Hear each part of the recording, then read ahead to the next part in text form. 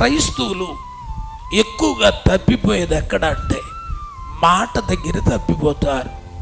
మనిషి దగ్గర ఒక మాట మాట్లాడతారు.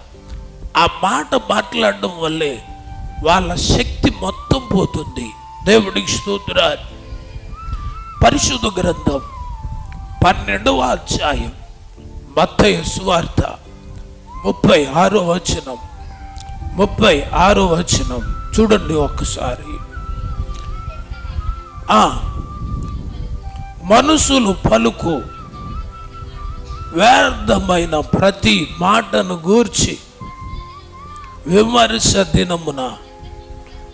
ఇది చాలా నోట్ దిస్ పాయింట్. ఇది మీరందరూ జ్ఞాపకం పెట్టుకోవాలి, గుర్తుపెట్టుకోనండి. అర్థమైన మాట పలికితే దేవుని దగ్గర లెక్క చెప్పాలి. దేవుడికి స్తోత్రాలు. మనము పలికిన మాట